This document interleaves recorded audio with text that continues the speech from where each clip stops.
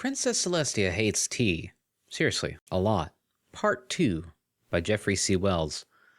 Disguzia, said Dr. Caduceus, my royal physician, as we pushed our way through the frenetic crowd of junior ministers, each one waving papers at me. Gesundheit, I said, attempting a funny. It was a good day to be a junior minister, all told, because in my growing frustration with the ridiculous predicament I found myself in, I have been swinging my approval stamp around wild and free, as though I were threshing grain with it.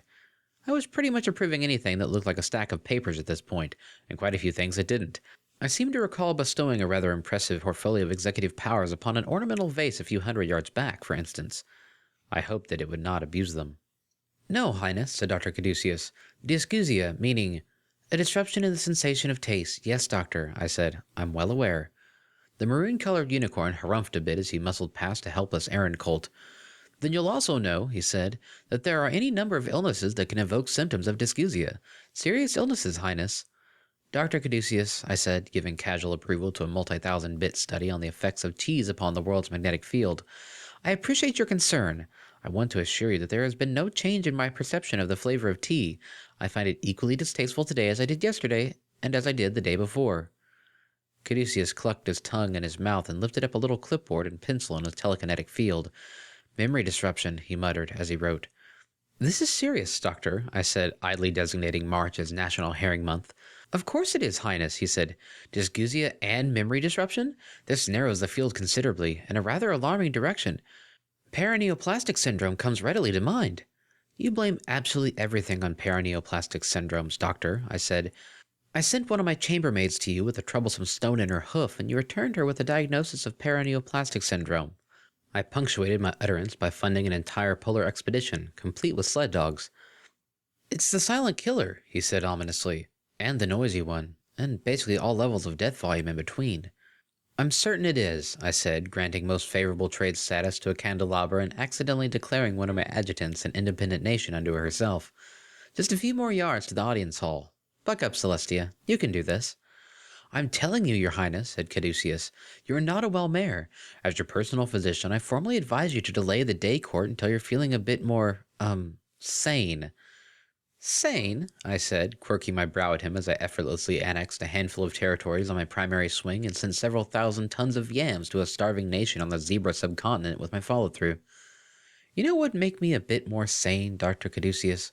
Getting out of this crowd of junior ministers and retiring to the peace and tranquility of my public audience hall.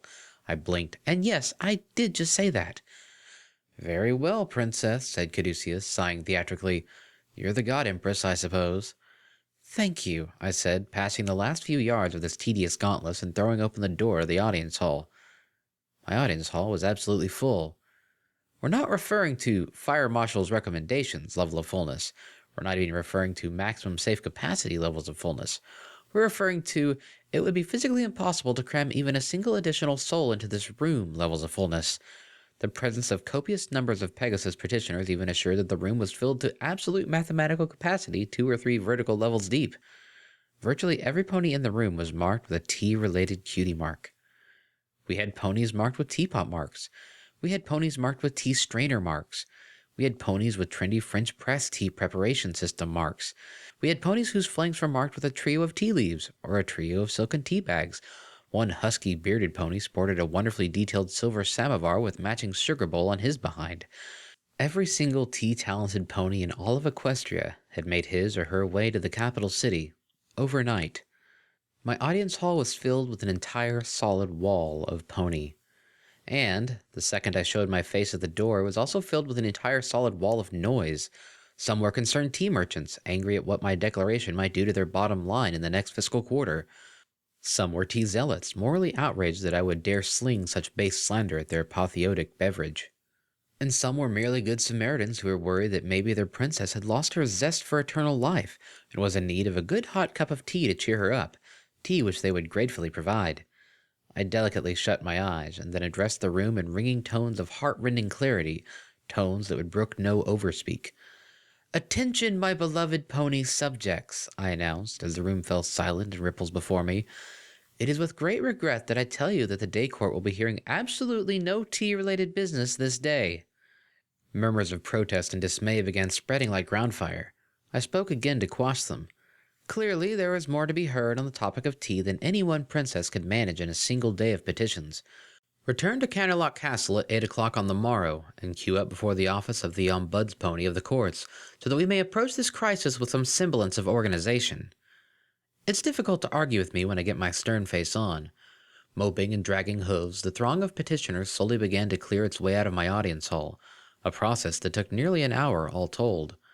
I spread my wings and flapped over the crowd to my throne, waiting patiently to see what actual business could be attended to today. When all was said and done, I was left alone in the echoing audience hall with a single goldenrod-hued pony, bearing a mark of 3 wheat heads. I smiled beatifically. "Approach the throne," I said, "and state your name." The young mare did so, curtsying low. "Amber Waves," she said, "from Nebraska." "Speak, Amber Waves," I said. "What is your petition?" "Well, begging your pardon, Highness, I originally came here to petition the court for some relief from a powerful blight that's been affecting our wheat crop, but—" "No sooner said than done," I said, so anxious to be dealing with anything not tea-related that I practically trod all over her words with my enthusiasm. "I have many earth ponies at my disposal with special gifts for driving blight from crops, and all their powers I lend to you." "Yes, but," said Amber Waves, scratching at a flagstone with one roughly shorn hoof, Is it true what all them other ponies were saying about you not liking tea anymore?" "Well, yes," I said, dragging my expression of distant cosmic joy up the metaphorical wall and hammering it into place with good heavy nails. "That is all true." Amber Waves shook her head, then turned away toward the door. "This changes everything," she muttered as she trotted away. I gazed out over my completely empty audience hall. "Well," I said, "court's adjourned, I suppose." "One moment, Princess," came a familiar voice from the door. I looked up. There, making her way down the velvet carpet leading to my throne, was my faithful student, looking a bit gray and haggard and heavy-lidded. Accompanying her was the royal tea stewardess, Miss Cozy, her eyes rimmed in red. She sniffled occasionally as she walked. "Princess," said Twilight Sparkle, striding forward, "I know you said you wouldn't be hearing tea-related business today, but—" "Twilight," I said, "you are my faithful student, and Miss Cozy is a valued member of my household. Blanket declarations do not always apply to those dearest to my heart." Twilight nodded at me, seeming satisfied, then gestured to Miss Cozy. The old unicorn approached the throne, curtsying low before me. "Miss Cozy," I said. Miss Cozy burst into open tears. "You always told me you enjoyed my tea," the old mare wailed. "For years you complimented me over and over on how wonderful my tea was." "Please do not take personal insult to this ludicrous chain of events, Miss Cozy," I said, praying for some sort of rope to be thrown to me. "I am familiar enough with tea from many, many thousands of years consuming it to know when a cuppa is prepared with skill, flair, and integrity. You are a true master of the craft, Miss Cozy, and my individual taste for the beverage in question in no way darkens my appreciation for the work you do and the outstanding manner in which you do it." For all my words, Miss Cozy was inconsolable. "Just last week," she cried, "just last week I was talking to my sweet granddaughter Chai, saying if she kept it up and practiced her brewing that maybe she could someday be the royal tea stewardess in my place. She was so happy to hear me say that, begging your pardon, Highness. Lit right up like a hearth-warming tree. What am I supposed to tell her now?" "Miss Cozy." "What am I supposed to tell her?" said Miss Cozy, and then she was lost to choked weeping. Overcome with emotion, she blew her nose into her apron, then wheeled about and left the hall at full gallop. Her crying was audible long after she had vanished from sight. I sighed, rose from my throne, and descended the steps to my faithful student. "Twilight," I said, "I begin to perceive that I may have made an error." From my student, naught but stony silence. "Do you remember the first time we shared tea, Princess?" she said delicately, after a time. "Yes," I said. "Et tu, Twilight Sparkle?" I thought. "For months, I'd been observing you take tea in our study room at the Lyceum, watching you enjoy a cup or two while I practiced forms of the uncluttered path. And it smelled so heavenly, like flowers and warm rain. I begged and begged you to let me try some, so finally, one day, you sat down with me and poured me a little. And it made me so happy, Princess. I felt like my heart would burst." Her face darkened. "Then I tasted it, and it tasted like I was gargling with dirt. But I kept smiling the entire time, gagging my way through the whole cup, because I knew that if Princess Celestia loved and enjoyed it, it must be something special." And then, when I got back to the boarding rooms, I snuck a bunch of this horrible black nigiri stuff from the bins in the kitchen and I brewed myself about 28 cups of it, and I drank it all in 6 minutes flat. And then I just sat there shaking until about 4 a.m. when I finally fell unconscious, and then I had these terrible nightmares about being tormented by animated pictures of cream poking me with little tiny spoons. I, but I kept drinking it, she said, her eyes going a bit crazy, and drinking it and drinking it and drinking it. And gradually, I started to like it, even though it turned me into an absolute raging caffeine addict. You don't know how much of my parents' care package money went straight into my tea strainer, Princess. It got to a point where I deliberately had to step myself down to coffee because my eyes were starting to turn yellow and I woke up every morning with the ability to hear colors. She stood there a moment, panting. I did it for you, Princess, she continued at last. I did it because I wanted to be you. There's a part of me that still believes, that's dead set and convinced that you can't not like tea. I'm so sorry, I said simply. No, said Twilight firmly. You don't need to apologize.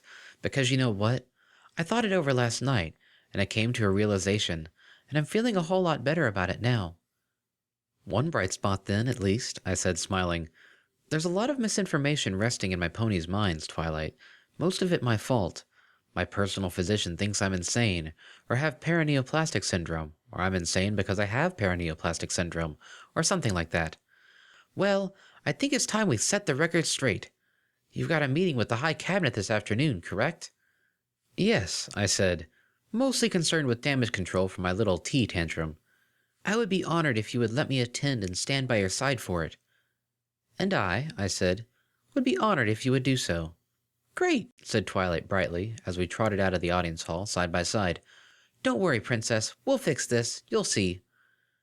Mayors and gentlecolts of the High Cabinet, I said, addressing them, I realize that it is not a matter of protocol to begin proceedings such as these with an apology, but in this case I feel one is warranted.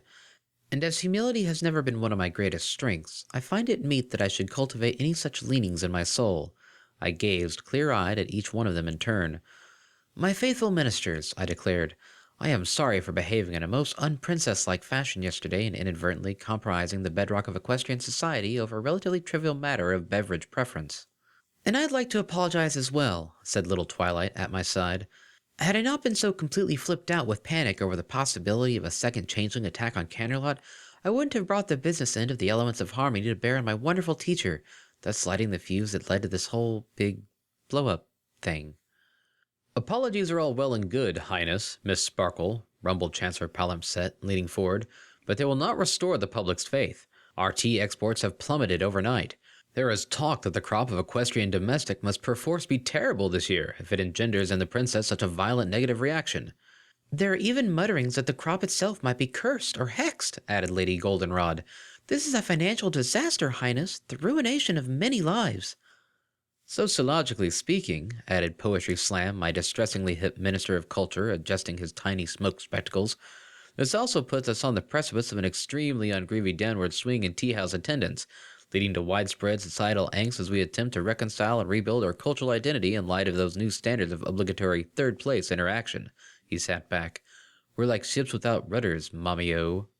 Yes, I said, my head high, and I bear it all on my back, except Poetry Slam's thing, which I don't understand at all. And she totally doesn't have to do that, cut in Twilight, because it's not her fault. I glanced down at Twilight as she stepped up to the podium. Okay, Cabinet people, she said.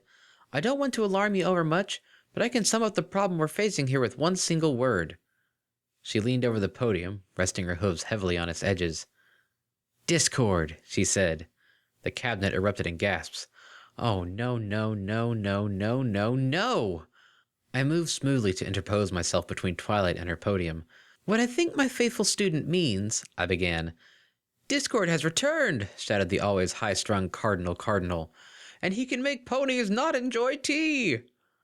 No, he's still stone, but yes, he can, said Twilight, pointing, who was likened to a rock before the podium and would not be moved. Or at least his lingering corruption spells can. I figured it all out last night. No matter how much I thought about what the princess said to me yesterday, there was a part of me that was utterly convinced that she just couldn't not like tea, and you know what I realized? That part of me was absolutely right. Twilight smiled serenely. You see, Chancellors, when Discord attempted to destroy harmony by controlling the minds of my friends and me and making us act contrary to our fundamental natures, we all did some pretty crazy things. My friend Applejack started lying, Pinkie Pie started grouching, Rarity got greedy, Fluttershy got mean, and Rainbow Dash just up and deserted every pony. And it made me lose faith in friendship. Mares and Gentlecolts, Discord made us do things that none of us would ever do in real life, except Applejack sometimes. And that's when it hit me. Twilight turned towards me, her eyes bright and trusting, the very picture of the little filly I'd accepted as my personal protege all those years ago. Princess Celestia would never not enjoy tea in real life. It's just too important to her, to us.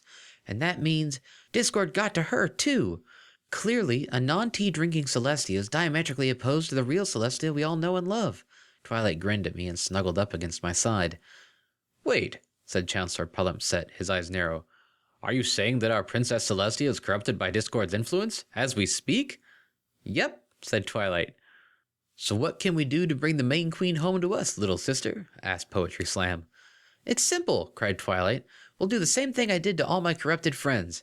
I cast a memory spell on the princess, and it'll make her relive every single beautiful tea experience she's ever had. That way, all her enjoyment of tea will come surging back to her, and she'll be the cultured, tea-drinking sun princess that we all know and love again. My left eyelid twitched. Every single tea experience? I asked quietly. Uh-huh, said Twilight, nodding brightly. Thousands and thousands of years of happy little tea memories. It'll be great. Trembling slightly, I looked down at the shining face of my faithful student, then up at my high cabinet. Each one, to a pony, was perched on the edge of his or her cushion, watching me, wanting to hear what I would say next. They all wanted it to be a curse I labored under. The world wanted it that way.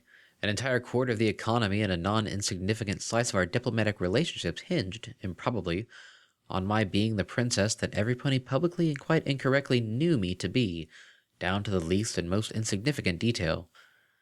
I am not the master of my people. Like any good and righteous politician in the annals of history, I am their servant, and never has this been made more clear than the words I uttered next. Twilight Sparkle, I said, is absolutely correct. And then it was the next day, and I stood tall and unbowed on the coronation balcony before a great and cheering crowd of my pony subjects. To my right was my faithful student, the tourmaline diadem seated proudly on her forehead. To my left, a positively incandescent Miss Cozy, whose happy little world had been rebuilt in toto from the ashes it had fallen to. I stepped forward, looking down at the milling throng. Certainly all my tea-related would-be petitioners from yesterday would be in attendance, their worries now washed away by the surprise revelation that the Sun Princess had been suffering some dark sorcery this whole time, that she hadn't actually declared her apostasy from their all-important beverage. The mood from the crowd was the sort of deep ocean-like contentment that can only come from a vast multitude of ponies feeling the relief of slipping back into the status quo. Because, more than anything in this world, more than apples, more than jewels, more than muffins, what a pony wants most out of life is normalcy. I was about to give them what they wanted. With great decorum and ceremony, Miss Cozy levitated a small portable tea service over to where I stood, facing the masses, my beautiful antique teacup telekinetically suspended for every pony to see. Miss Cozy poured then, filling the cup. I noted with bemusement that she had chosen Twilight's fresh Darjeeling for the ceremony. It was fitting. I stared down into the pale, amber-colored liquid, courtesy of Twilight Sparkle. I had spent the entirety of last night reliving thousands and thousands of hateful years of tea, and though it nearly broke me, I had endured. This one simple, real-world task was all that remained. Surely I could do this. I raised the cup to my lips, and the horrid liquid entered my mouth. I had once, in my youth, reduced a small mountain to pea gravel with only my hooves to aid me. The effort I had expended there was nothing compared to that which I now spent in attempting to keep my abdominal muscles completely still. One small wretch could bring the whole world crashing down again. Blessedly, the nausea passed, and I flashed the crowd a perfect smile, holding my teacup aloft. "Delicious!" I declared, and they erupted in cheers. "It's good to have you back, Princess," said Twilight, looking up at me as the noise washed over us like a wave. "It's good to be back," I agreed.